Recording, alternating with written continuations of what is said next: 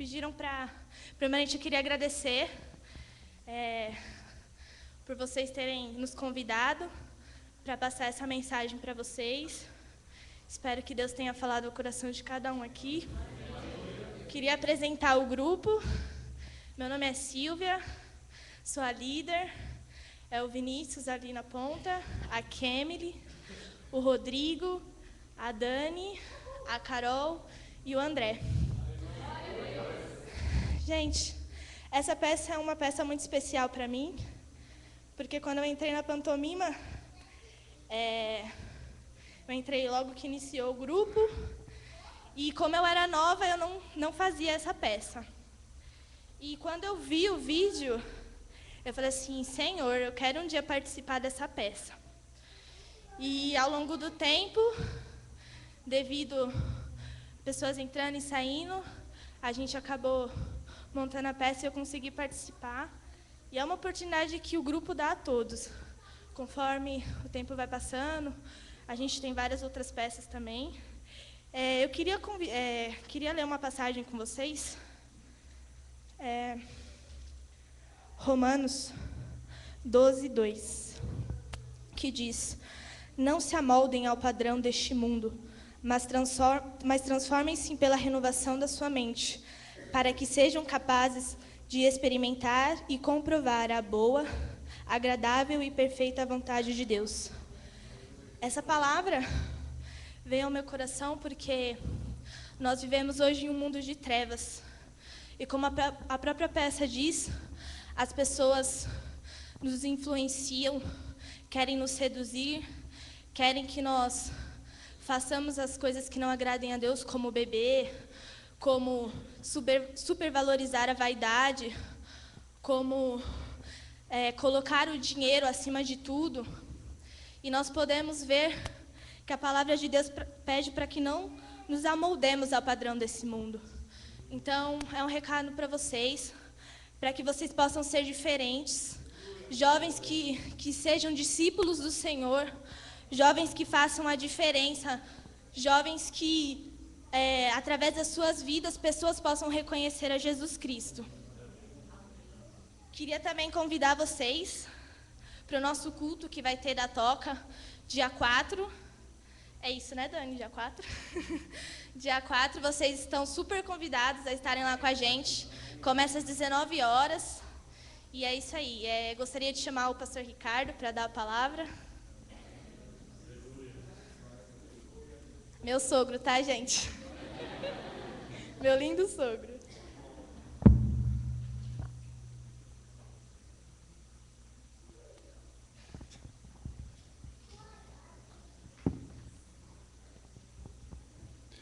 Na verdade, eu sou lindo antes de ser sogro dela, né?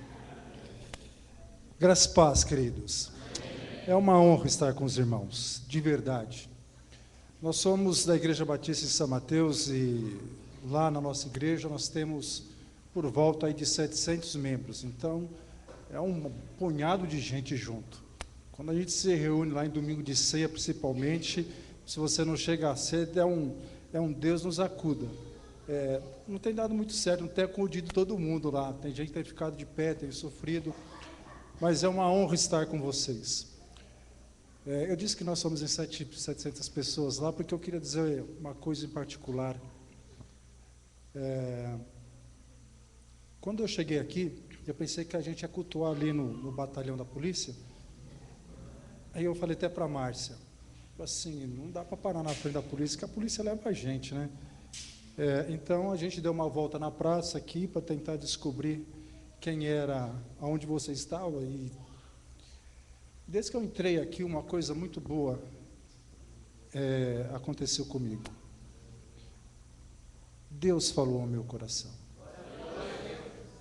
Eu não sei se tem falado com você durante o início até agora, mas Deus está falando, se não está gritando aos nossos ouvidos, de que nós não podemos mais viver da forma que nós temos vivido neste mundo. Se a minha vida não fizer diferença neste mundo, para as pessoas que estão morrendo e estão indo ao inferno a passos largos, eu não sei para que nós estamos neste mundo. Antes de eu começar a falar, eu gostaria de dizer que eu trago o abraço do pastor Manuel Ramírez, que é o pastor titular da igreja. É uma honra estarmos aqui com vocês. E antes que eu me enrole mais ainda, eu gostaria de convidar vocês a abrir as suas Bíblias em dois textos. Um é João, capítulo 8, o verso de número 36, e Gálatas, capítulo 5, verso 1 e o verso 13. Bom, deixa eu abrir um outro parênteses aqui. Lá na IBSM, nós temos o hábito de usar a nova versão internacional. Eu não sei se vocês usam aqui, mas eu preparei todo o sermão citando os textos da NVI. Pode dar alguma diferença, então, nos textos na Bíblia de vocês.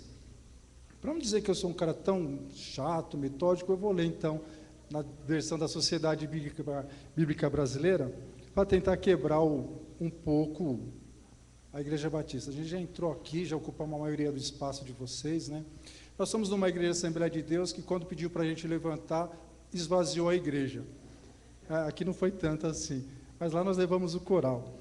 João capítulo 8, verso de número 36, diz assim a palavra do Senhor: se, pois, o Filho vos libertar, verdadeiramente sereis livres. Vamos lá para Gálatas capítulo 5, verso 1 e o verso de número 13.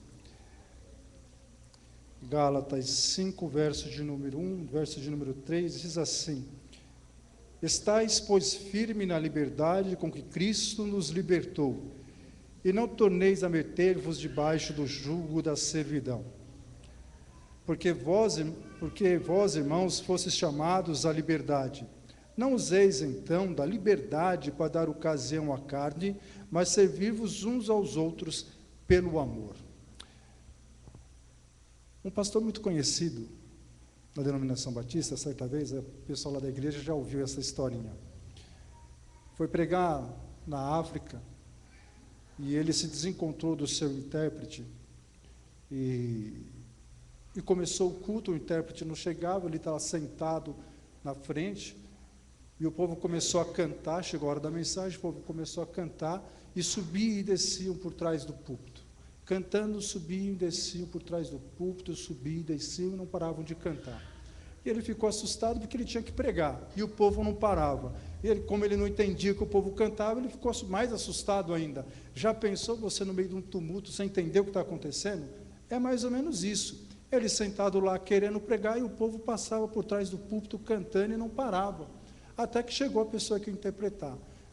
Ele falou assim: olha, eu não sei o que aconteceu, o povo aí começou a cantar, agora não para mais, ninguém desliga esse povo.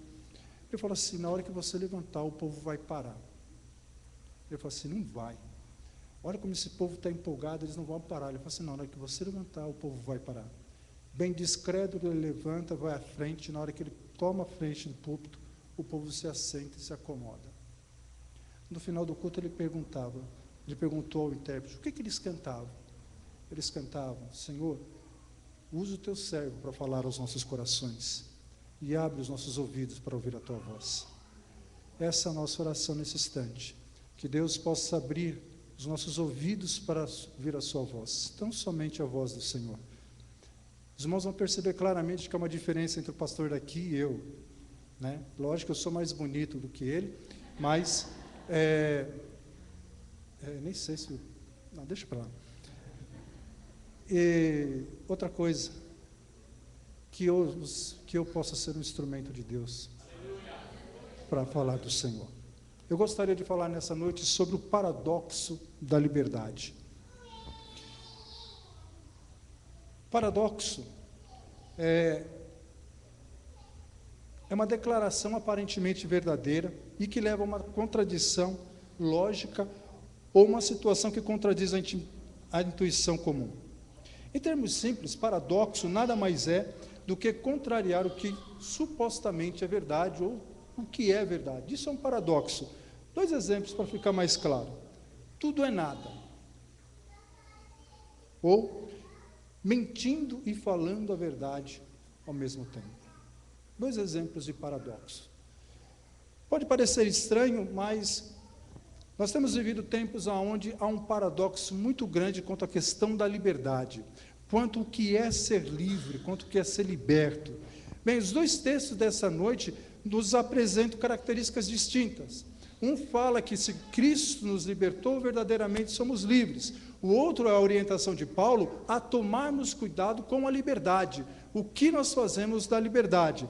Bom, aparenta ser um paradoxo entre um texto e outro. Parece ser um paradoxo a existência da liberdade que Cristo nos concede no momento em que nós o aceitamos como Senhor e Salvador de nossas vidas. A priori, pode ser verdade.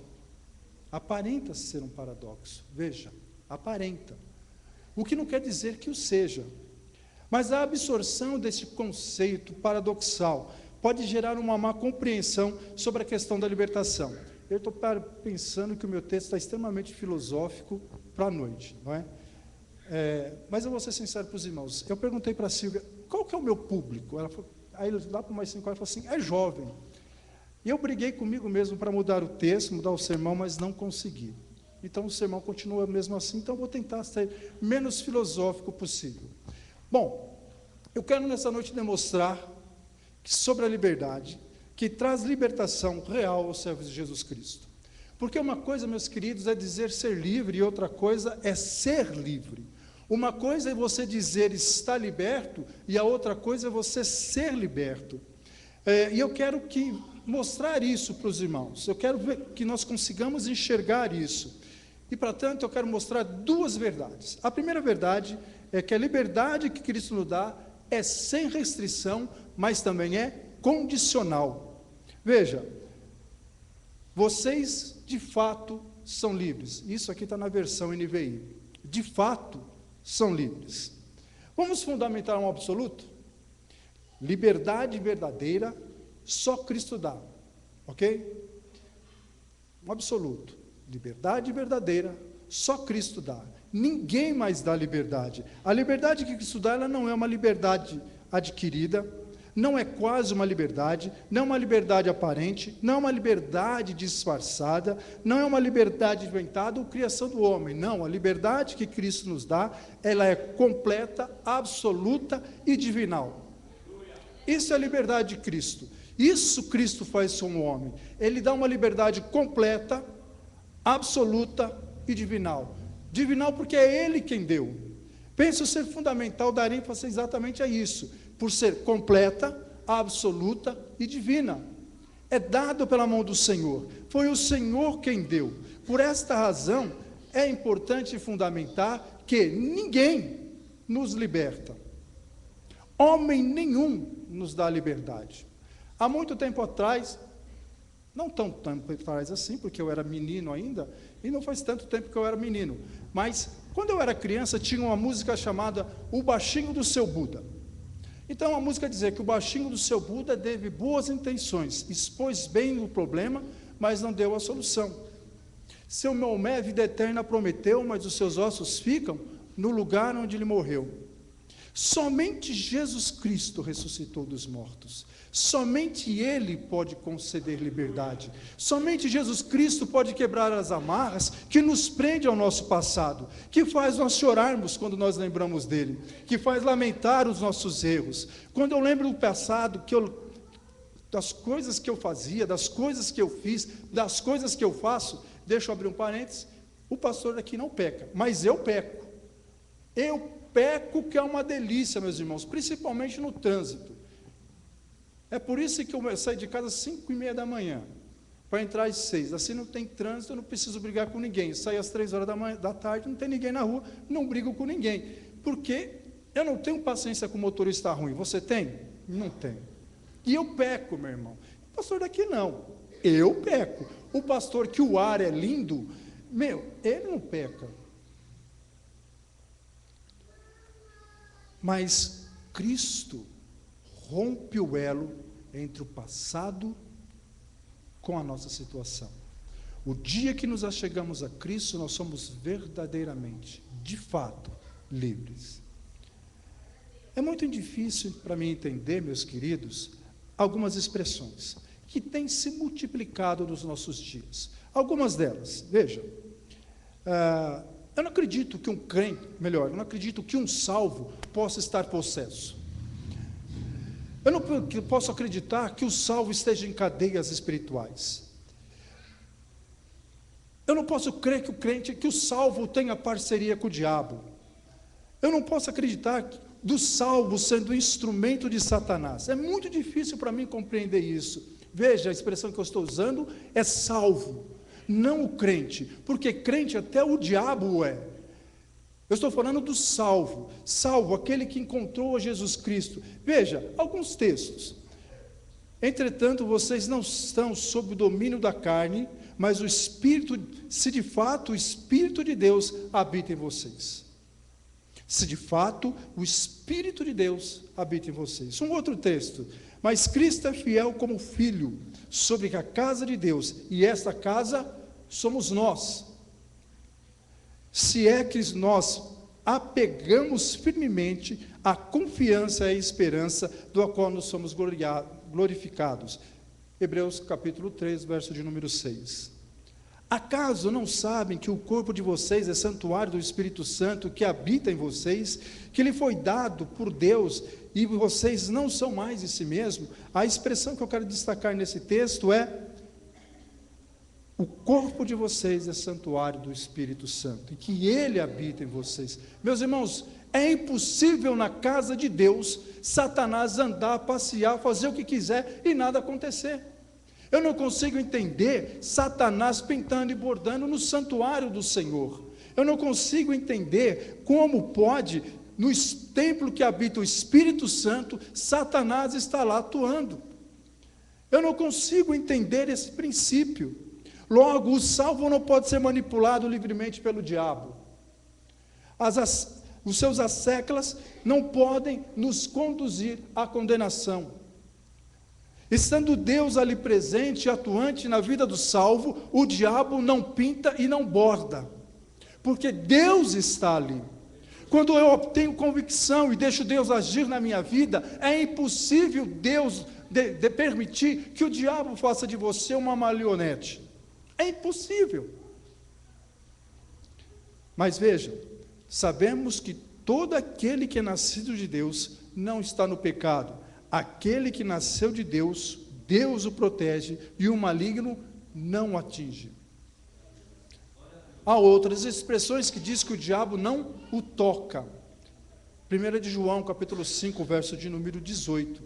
Outro texto: o anjo do Senhor é sentinela ao redor daquele que o teme e os livra. Salmo 34, verso de número 7. Aí seria: o anjo do Senhor acampa-se ao redor do que o teme e o livra. Ora, se o anjo do Senhor, que para muitos dos teólogos conhecido é o próprio Senhor Jesus Cristo, está acampado ao nosso entorno para nos livrar de todo mal e nos guardar de todo perigo, e poderíamos acrescentar o Salmo 91 nisso, que diz que 1000 cairão à sua direita, 10.000 à sua esquerda, mas você não será atingido. Como pode então o diabo querer usar a mente do salvo para impedi-lo que ele alcance a liberdade? Não podemos ser manipulados por diabo, mas há mais uma afirmação bíblica quanto a isso. Quem conheceu a mente do Senhor para que possa instruí-lo? Nós, porém, temos a mente de Cristo. 1 Coríntios, capítulo 2, verso de número 16. Se de fato, meus amados, temos a mente de Cristo, conforme afirma a palavra de Deus, não me parece ser possível o diabo nos manipular. Por esta razão, temos que afirmar que liberdade dada a nós por Jesus Cristo, ela é plena, absoluta, completa, terminada, acabado, finito. Logo, não há como habitar em nós o bem e o mal, Deus e o diabo. Não podemos produzir água doce e água amarga. Isso, se de fato nós fomos libertos. Entretanto, é importante atentar a uma palavrinha contida neste verso. Se. E isso faz toda a diferença. Essa condicional faz toda a diferença. Se o Filho os libertar. Existem inúmeras pessoas falando de serem salvas, mas que jamais experimentaram ou conheceram quem é Jesus. Muitas dizem ser libertas, mas jamais passaram pela cruz. Como pode uma pessoa que nunca experimentou o novo nascimento ser liberta? Não consigo chegar a esse ponto. Como pode alguém que não entendeu o sacrifício da cruz de Cristo e aquela imagem da paixão de Cristo é fantástica, não que o filme tenha atingido a plenitude do que foi o sacrifício de Cristo na cruz do Calvário, mas é o que mais se aproxima, o filme do Mel Gibson. Se você assistir aquele filme e não chorar, porque o Filho do meu Deus morreu por mim e por você, e não entender esse sacrifício, você não foi liberto. Você não é liberto. Me permita ou ser mais ousado e dizer, você não é salvo. Você não experimentou o novo nascimento. Quando cai aquela gota que retrata Deus chorando por ver todo o ódio, todo o castigo, todo o pecado do mundo caindo sobre o seu filho, e ele ter que virar o rosto para não contemplar o seu filho, é doído demais, principalmente se você é pai como eu. Meu filho está lá em Jundiaí, tem 19 anos.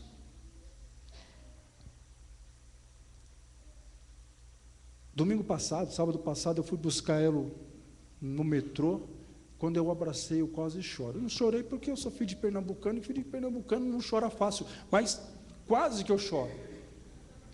Se você é pai como eu, e ama seu filho a extremos, você vai entender a dor de Deus ao virar o seu rosto quando Jesus morre na cruz. O pai não poder encarar o seu filho por tua culpa, por minha culpa, pelos meus pecados e pelos seus pecados, pelas suas transgressões e pelas minhas transgressões. É impossível alguém que não entendeu este sacrifício dizer-se salvo, dizer-se liberto. Não, meu irmão, se você não se entregou a Jesus Cristo dizendo, Senhor, sê meu Salvador, sê meu Salvador, sê meu Senhor, você não sabe do que nós estamos tratando.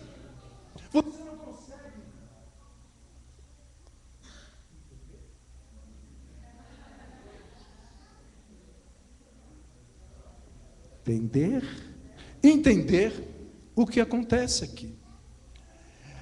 Ah, pastor, eu sou atribulado, eu sou perturbado, o diabo deita e rola comigo. Tem dia que eu estou bem, tem dia que eu estou mal, tem dia que o diabo me pega, me joga no chão, me sai arrastando, me joga na parede, me chama de lagartixa. Sem problema, meu irmão, é que você ainda não experimentou o novo nascimento.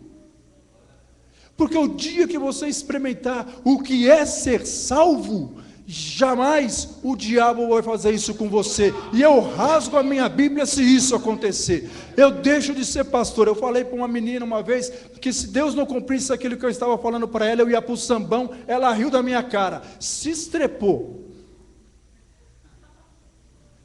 Eu não fui para o sambão. Hoje, se isso não for verdade, eu rasgo as minhas Bíblias, rasgo minha carteirinha de pastor e vou para o baile funk.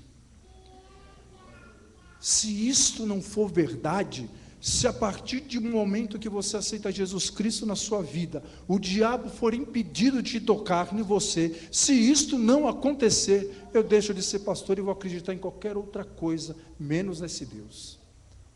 Porque essa palavra me diz que o nosso Deus, Ele nos liberta por completo. Eu não sou químico, muito pelo contrário, minha área é humanas. Mas é impossível uma união integral e perfeita entre o óleo e a água. Já tentou fazer isso? Para as irmãs que vai fazer macarrão amanhã, você joga óleo lá na água, eles se misturam? Não. Já viu o vazamento de petróleo lá no oceano? Ele se mistura? Não, não se misturam. Nunca se dará isso. Com esses o diabo deita e rola. Com esses que não têm a salvação, o diabo abusa deles livremente, porque não foram libertos. A liberdade, a vitória alcançada por Cristo na cruz do Calvário, não foi transferida quando a eles, como foi transferida a mim e a você, no dia em que Ele nos vivificou, ainda quando nós éramos inimigos dEle, conforme diz Efésios capítulo 2, o verso de número 1. Na liberdade que Cristo nos dá, não há lugar para submissão a outro senhor, ou a receios, a estar preso ao passado, ao pecado. Tem gente que gosta de colocar o dedo onde era a sua ferida. Tem gente que gosta de lembrar de onde você caiu. Eu sei aonde você pecou. Eu sei aonde você é fraco. Eu sei aonde você vai cair. E eu posso te derrubar. Eu sei como posso fazer você pecar. Eu sei como eu posso te humilhar na frente dos outros. Eu sei como eu posso te acusar. Eu sei como eu posso aprontar com você. Ou ninguém nunca fez isso com você. Agora você é crente, careca? Com essa cara de safado que você tem? Ah, eu duvido. Eu dou minha cara a tapa. Você negou pagar um Xbox lá do Bob's para aquela menininha lá que estava no meio da rua. Você devia ir para o inferno, ao invés de vir contar aqui o seu testemunho. Você é um fraco. Não é assim? Eu não daria o meu carro velho para a Mariana dirigir, viu, careca? Hipótese alguma. Uma mulher que sai com o carro e enfia na frente no caminhão, você acha que essa mulher dirige? De jeito nenhum. De jeito nenhum eu daria esse carro para essa mulher. A Márcia quer ir a Jundiaí amanhã para ver o Felipe jogar. Você acha que eu vou confiar nessa mulher dirigir na estrada, se quando ela vê lá rodovia, ela começa a dormir? É pedir para morrer. Não faço isso. As pessoas sabem aonde dói a tua ferida, e quando sabem, elas usam isso para te manter nas mãos delas, mas o Senhor quebra todo laço com o passado e te põe em liberdade. Se o nosso Deus não fizer isso, nós podemos procurar outro Deus, porque esse não é o Deus da Bíblia. Deus não nos faz escravo das nossas culpas. Deus não nos faz escravo do nosso pecado. Deus não aponta tantas vezes que Ele nos perdoou. Conhece um cara chamado Davi? Não aquele seu vizinho, Davi da Bíblia, o rei Davi.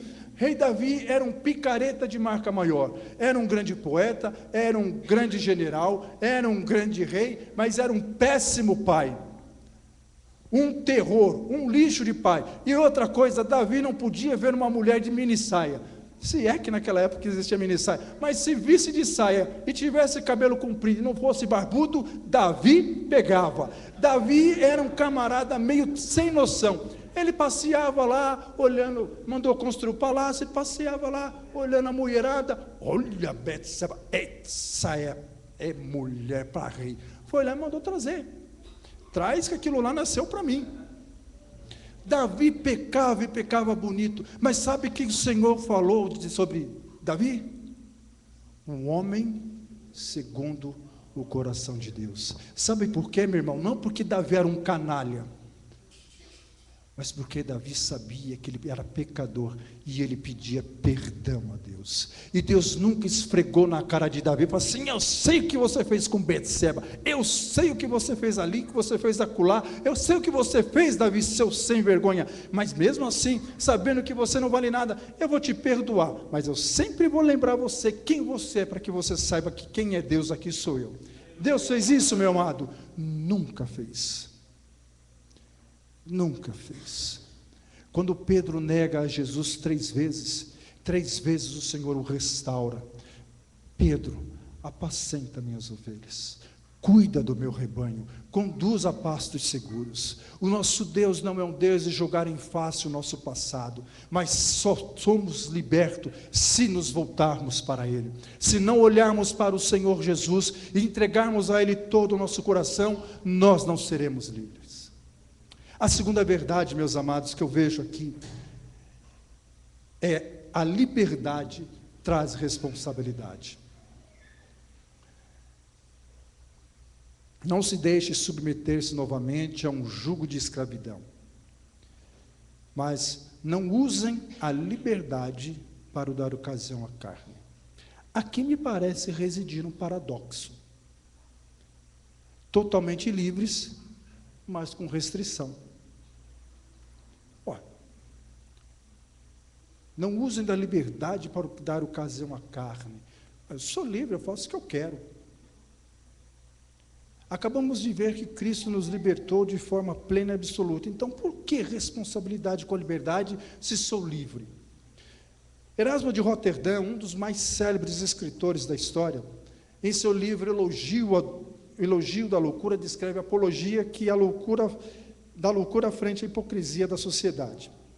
Em certo momento, ele faz a loucura faz a seguinte afirmação: o sábio é aquele que, de acordo com as regras prescritas, vive de acordo com as regras prescritas. E o louco, ao contrário, é o que se arrasta ao sabor das suas paixões.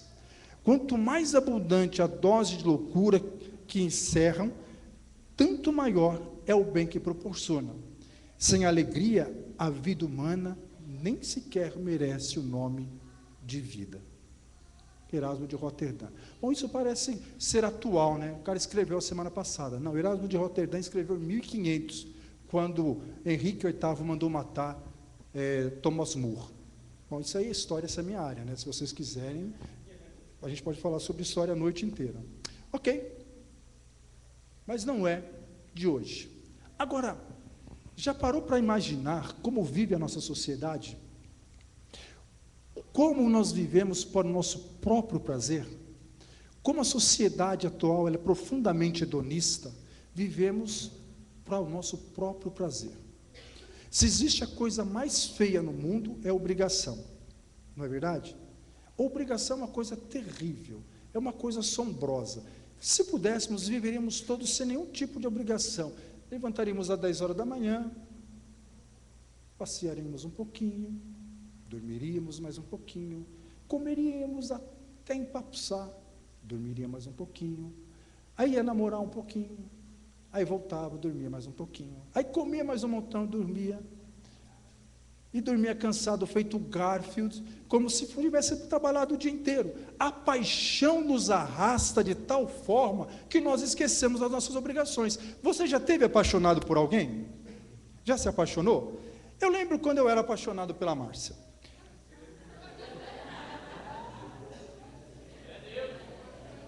Lembro. Quer conhecer a Márcia? Fica em pé aí, nega. Eita lá, hein? Eita. Isso é de Deus. Hã? Isso é de Deus. Eu lembro quando eu era apaixonado. Eu saí andando da rua Cantagalo até São Mateus para ver a Márcia. Eita loucura que eu não faço isso nunca mais na minha vida. Porque agora eu tenho carro, né? Então. Mas olha, saí andando eu num dia qualquer, não lembro qual foi, uma greve de ônibus, falei assim, vou lá na Márcia.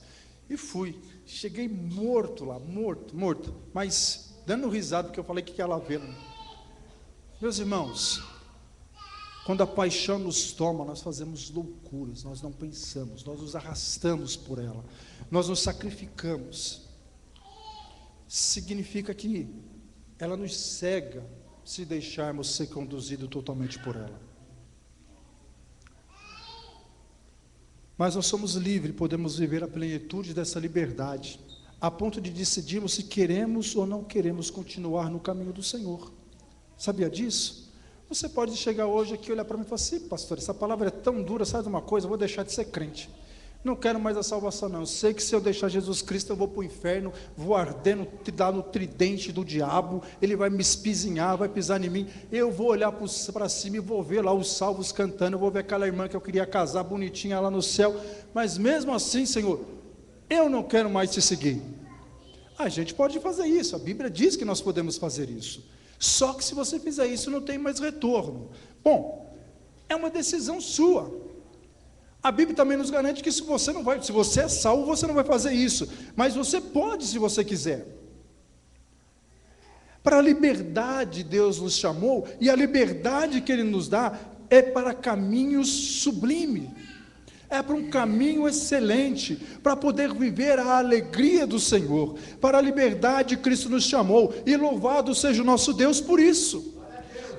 Não há barreiras em nada, não há limites para a liberdade, não há barreiras para a liberdade, não há fronteiras a serem respeitadas, somos totalmente livres, aleluia por isso. Mas calma, por favor. Vejamos o conselho do apóstolo Paulo quanto à liberdade. Portanto, permaneçam firmes e não deixem se submeter novamente a novo jugo de escravidão. Não usem da liberdade para dar ocasião à carne. Cristo é a fonte de liberdade. Não usem da liberdade que Cristo deu para justificar a sua queda novamente. Uma comparação seria a vida e o oxigênio. Eu posso decidir viver sem o oxigênio, mas eu vou morrer. Quer ver? Irmã, 10 minutos aí sem respirar, vai. Vai, mulher, começa. Tenha fé.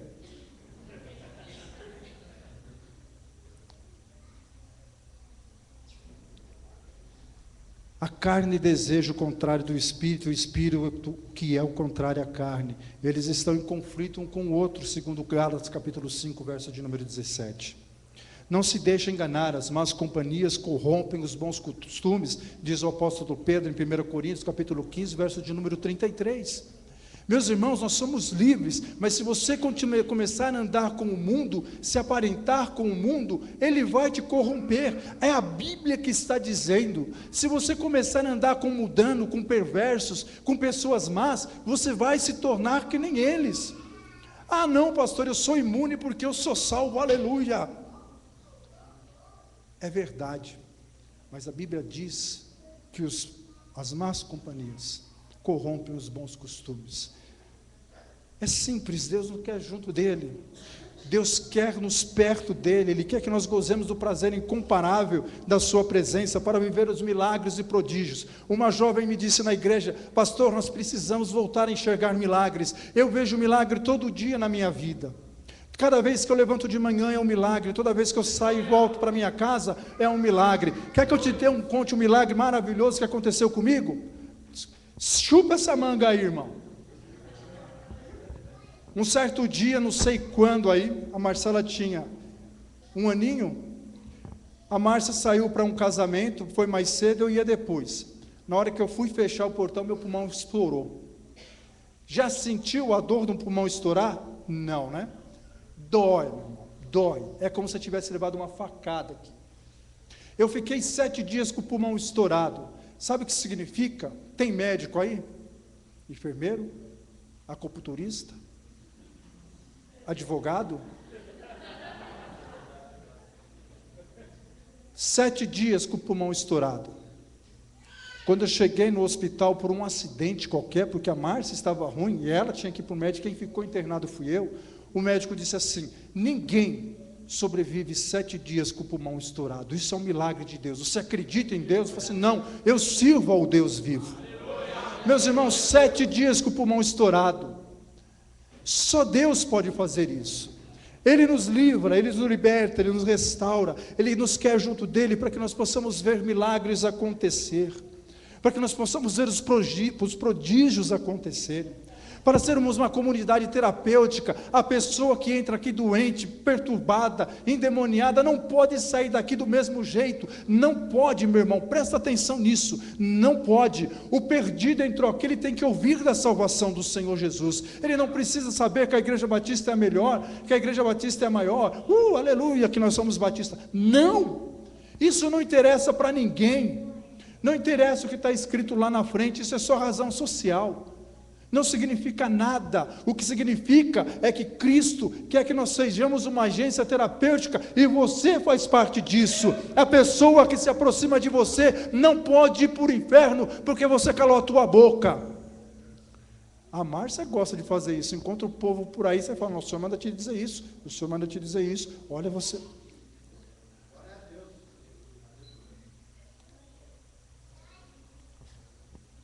Nós precisamos ser uma agência, quando o aflito, nós encontrarmos o aflito, ele encontra descanso. Para aquele que está em apuro, encontre segurança. Para aquele que está cansado, tenha onde se abrigar. Para aquele que está em trevas, possa ver a luz. E poder viver essas verdades é algo que traz relevância à nossa liberdade. Cristo nos chamou para que nós possamos fazer diferença na vida do outro. Se eu não semear na vida de alguém, ninguém semeia na minha. Ninguém nunca me deu um carro, não sei porquê, tem gente que ganha. Nunca me deram uma casa, mas tem gente que ganha. Meu irmão, não interessa o que o outro ganhou, interessa o que você pode fazer pelo outro. E toda vez que você fecha a sua boca, uma vida vai para o inferno, e que você vai ter que prestar conta. Esta liberdade que nos cerca, nos envolve de tal maneira, que não há como ser livres diante de Deus, a ponto de não enxergar quem está do teu lado. A liberdade que Deus nos dá é tão grande que Ele mesmo se deu por nós. Não há limites para a liberdade quando de fato somos livres. Certa vez uma jovem me procurou lá na igreja, porque ela queria colocar um piercing, e me encontrou pelo caminho e veio conversar comigo. Rodeou, patinou, falou sobre o sol, a lua, a flexibilidade do rabo da lagartixa, da possibilidade de chover, até que ela chegou e falou assim: pastor, eu posso colocar um piercing? Pode. Ela ficou me olhando assim, assustada. Doidou de vez esse pastor, né? Ficou assustado, olhando para mim, passou um tempinho, assim, a gente já ouviu o grilo. Cri, cri, cri. Quando ela perguntou de novo: a igreja não vai proibir? Não. Tem certeza? Tenho certeza absoluta. De verdade? De verdade. Pode acreditar. Novamente o silêncio. Confrontou meus olhos, arregalar para ver se eu não estava meio chapado, né? Aí depois, um tempinho, ela perguntou de novo: ô pastor, e o que a Bíblia diz? Eu disse: não, bom, aí já é diferente.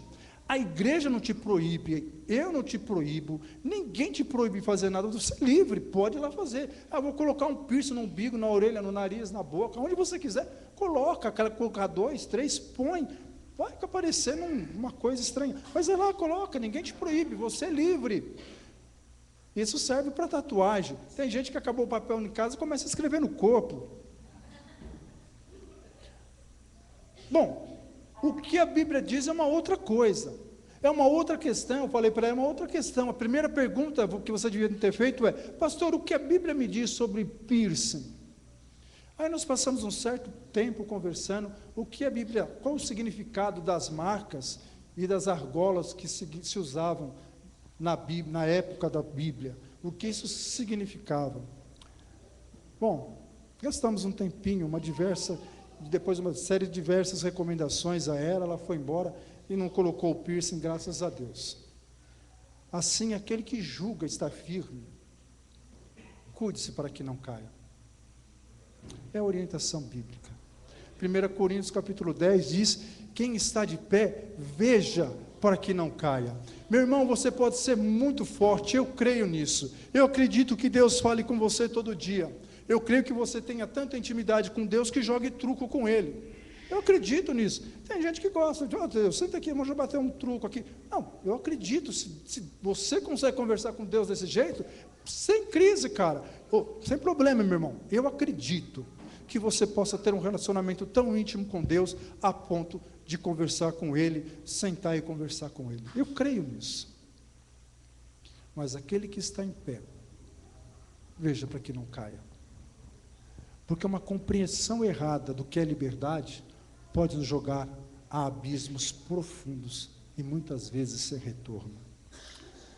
A liberdade que Cristo nos concede é para que saibamos que o seu amor é tão grande a ponto de permitir que nós o escolhamos como o único e suficiente Senhor e Salvador. E assim sermos feitos filhos de Deus. Meus amados, para a liberdade, Deus nos chamou. Não usemos da nossa liberdade para nos tornarmos escravos de outra coisa. Somos servos do Senhor, mas somos livres. Somos livres para glorificar e exaltar o nome do Senhor Jesus. Somos livres para dizer uns aos outros, nós somos irmãos. Somos livres para andarmos na rua de cabeça erguida, sem o diabo poder nos acusar de nada. Somos livres para podermos entrar diante do Senhor, no Santo dos Santos, e glorificar ao Senhor. Somos livres para dizer a esta geração de que o nosso Redentor vive e que se levantará um dia para nos julgar. Nós podemos dizer isso com todo o nosso coração, de toda a nossa alma, que nós somos livres para a glória e honra do Senhor Jesus Cristo. Tem sido acusado, tem sido afrontado, tem sido humilhado. Tem momentos que está difícil continuar, tem momentos que as lágrimas regam o seu travesseiro, ninguém mais vê, só você. O Senhor manda te dizer que hoje é dia de libertação. Basta você querer. Curve sua fronte. Se você precisa alcançar a liberdade de Cristo, se você precisa hoje sair daqui liberto, curado, sarado, eu desafio você a fazer um sinal com a sua mão para nós podermos orar juntos. Deus abençoe, Deus abençoe, Deus abençoe.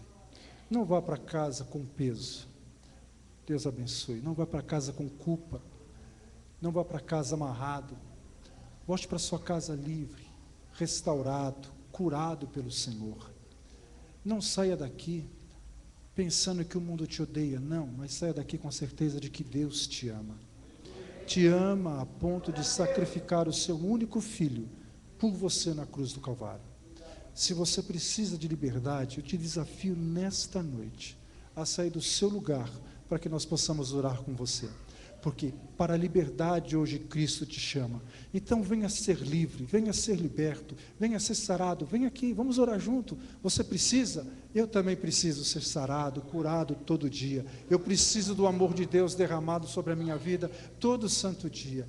Cara, não se preocupa com quem está do seu lado, sabe por quê? Porque tanto ele quanto eu precisamos um dia da cura do Senhor.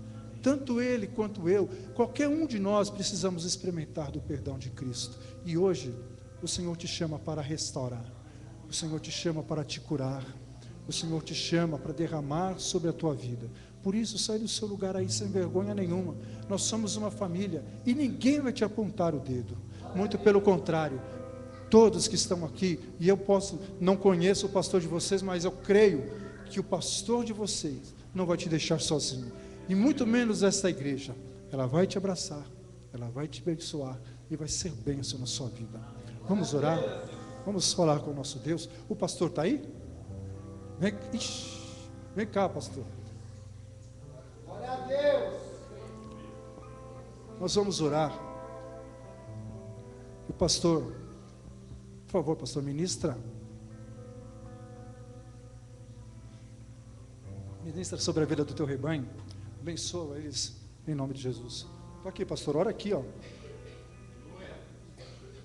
Glória a Deus. Estenda a sua mão para cá, meu irmão. Senhor, em nome de Jesus, nesta noite, ó Pai, nós queremos diante da tua presença, Senhor, através da palavra em que ouvimos, Senhor, ó Deus, e a tua palavra diz: se conhecermos a verdade, verdadeiramente seremos livres, ó Pai. Livres das condenações, livres do pecado, Senhor, livres, Senhor, das acusações, e que nesta noite, ó Pai, o Senhor possa fazer se cumprir a tua palavra sobre a vida dos teus filhos aqui, Senhor, que vieram à frente, Senhor, através do chamado, porque ouviram, compreenderam a palavra, entenderam o chamado, ó Deus, e estão aqui, Senhor, ó Deus, com os seus corações abertos, pedindo ao Senhor, ó Pai, que os livre, Senhor, que tire o peso, tire, Senhor, ó Deus, toda acusação, toda e qualquer, Senhor, ó Deus querido, malignidade, que tem trazido prejuízos espirituais, ó Deus, em nome de Jesus, que o Senhor possa abençoá-los agora, que a tua palavra, Senhor, ó Deus, possa penetrar nos corações, e pelo propósito pela qual ela foi enviada nesta noite, ela possa, Senhor, gerar, ó Deus, vida nos teus filhos agora. Ó Deus, eu profetizo sobre a vida deles, Senhor, milagre. Eu profetizo, Senhor, ó Deus, a restauração, a renovação, Senhor, em o nome de Jesus, ó Pai. Os abençoa agora, em nome do Pai, do Filho e do Espírito Santo de Deus. Amém e amém. Podeis voltar em nome de Jesus. Som. Graça e paz, igreja. Eu quero, nem precisa abrir a Bíblia de vocês, que está com o tempo já acabando. Só quero recitar o Salmo 150, porque aqui nele fala que devemos alegrar no Senhor. Devemos, enquanto houver vida em nossos corações, devemos louvar ao Senhor. Então fala, aleluia. Louve a Deus no seu santuário. Louve em seu magnífico firmamento. Louve-no pelos seus feitos poderosos. Louve no segundo a imensidão de sua grandeza. Louve-no ao som na trombeta. Louve-no com a lira e a harpa. Louve-no com tamborins e danças. Louve-no com instrumentos de cordas e com flautas. Louve-no com símbolos sonoros. Louve-no com símbolos ressonantes. Tudo que tem vida, louve ao Senhor. Aleluia. Então eu não conheço o coração de vocês. Deus conhece o coração de cada um aqui. E se você está triste com alguma coisa, alegre no Senhor. Cante para o Senhor. Amém, igreja? Então o que a letra dessa música fala agora, que enquanto eu respirar, eu vou louvar ao Senhor. E quando houver o batimento aqui no meu coração, o último, eu vou louvar ao Senhor. Então ela fala mais ou menos assim. Vamos ficar em pé, irmãos, para louvar o Senhor. Enquanto eu respirar, cantarei a ti até meu mundo acabar. Te louvarei, Senhor, até te encontrar e ao teu lado estar.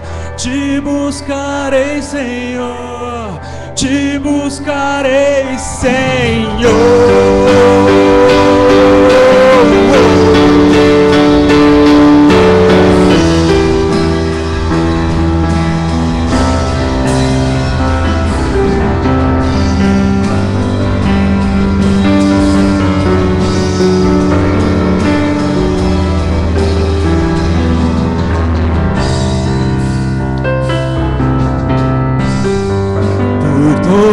Minha vida, em todos meus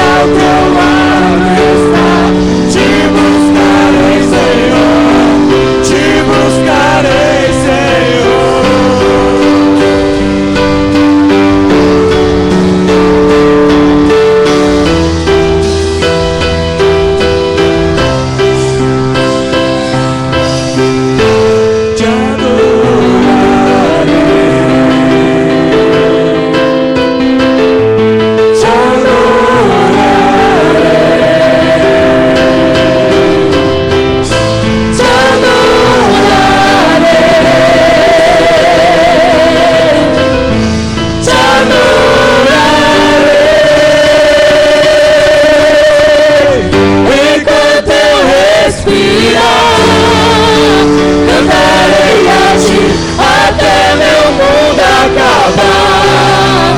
Te louvarei, Senhor, até te encontrar e ao teu lado estar.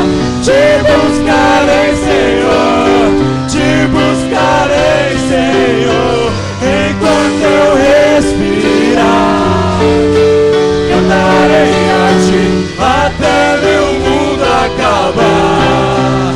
Te louvarei, Senhor, até te encontrar e ao teu lado estar. Te buscarei, Senhor, te buscarei, Senhor. Jesus, eu te buscarei, eu te buscarei, Senhor, te buscar, Jesus.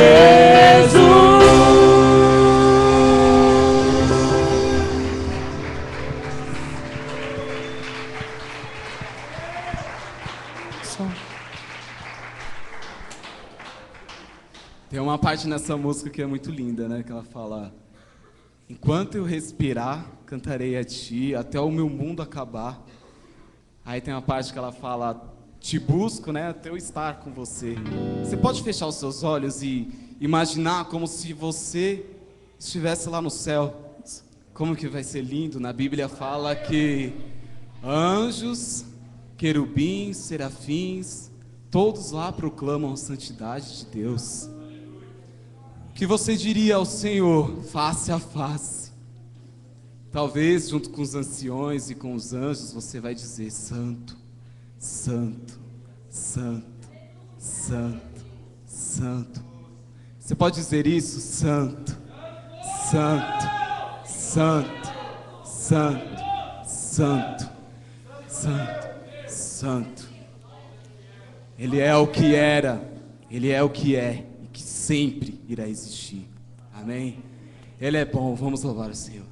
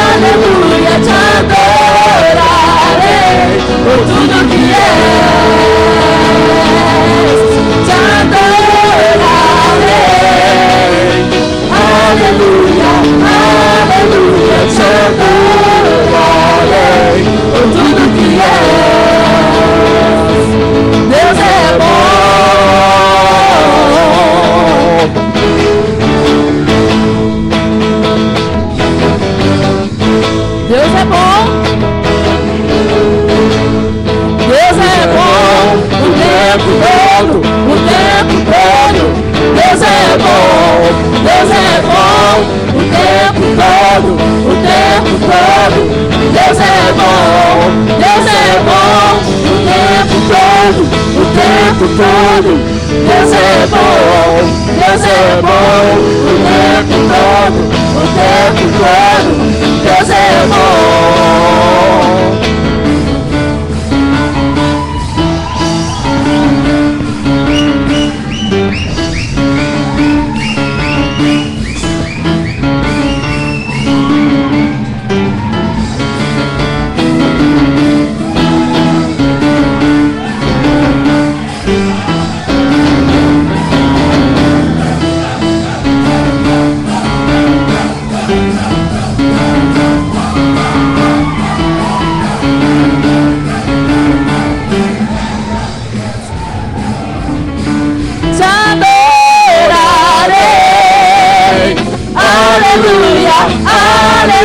aleluia, te adorarei por tudo que és, te adorarei, aleluia, aleluia, te adorarei por tudo que és, por tudo que és, por tudo que és. Deus é bom.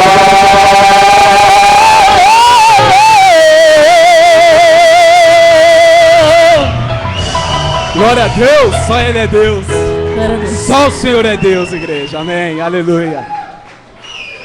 Pastor. Glória a Deus, aleluia. Deus é bom, né, meu irmão? Aleluia. Deus é bom demais. Glória a Deus. Quero agradecer aos amados. Muito obrigado pela presença. Que Deus possa abençoá-los grandemente, possa usá-los ministerialmente nesse projeto que vocês têm, que vocês possam levar a palavra de Deus, em nome de Jesus, a muitos e muitos lugares, através da interpretação da arte, do teatro, também do louvor. Deus abençoe. Obrigado, pastor. Deus abençoe. Mesmo o senhor querendo ser mais bonito que eu, mas amém, eu agradeço. A gente sabe que não é, mas eu agradeço o senhor. Aleluia. Pastor, eu aprendi uma coisa. Deus não falha, meu. Um dia eu ouvi um pastor falar assim, meu irmão, sempre quando você for falar de outro pastor, sempre pense se ele não vai pegar o microfone depois que você... Só fala dele se você for pregar o microfone por último. Pastor, aprende essa. Né? Mas amém, o senhor também não é feio não, o senhor é bonito também. O senhor é a imagem e semelhança de Cristo, igual eu. Aleluia. Glória a Deus. Amém, meu irmão. Muito obrigado pela Igreja Batista. Muito obrigado por vocês estarem aqui. Os amados, antes não vão embora, depois subam lá em cima, por favor. O pastor, nós fizemos uma recepção lá para vocês, por favor. Nos dê a honra de podermos servi-los um pouco, em nome de Jesus. Espero que nós possamos estar juntos novamente outras vezes. Espero que nós possamos ter essa comunhão. Espero que isso seja apenas o início de um enlace aí ministerial e que nós possamos ter outros momentos, tanto nós podendo ir lá, quanto vocês podendo estar aqui. Amém? Muito obrigado novamente. Obrigado a todos os irmãos, aqueles que são da casa, os que nos visitam. Temos alguns visitantes. Que Deus te abençoe, em nome de Jesus. Nós vamos orar. Não se esqueça, amanhã nós temos culto, às 19 horas. Estenda sua mão, quero orar por você. Quero te abençoar, em nome de Jesus. Senhor, muito obrigado, ó Pai, pela oportunidade que tivemos nesta noite de te louvar, Senhor. Obrigado pelo privilégio que o Senhor nos dá, Senhor. Te louvar é um privilégio, te adorar, Senhor. Ó Deus querido, é algo sobrenatural. Deus, que nesta noite, ó Pai, o Senhor possa nos levar, guardados debaixo da Tua graça, Senhor. Que esta palavra ministrada em nossos corações nos leve a refletir, Senhor. Ó Deus, e nos leve, Senhor, a pensar, ó Pai, ó Deus querido, em como estamos vivendo e qual é a liberdade que estamos tendo diante da Tua presença. Senhor, em nome de Jesus, ó Pai, que o grande amor de Deus o Pai, que a graça do nosso Senhor Jesus Cristo e as doces consolações do Espírito Santo de Deus esteja com toda a igreja que crendo diz, amém. Que Deus te abençoe em nome de Jesus.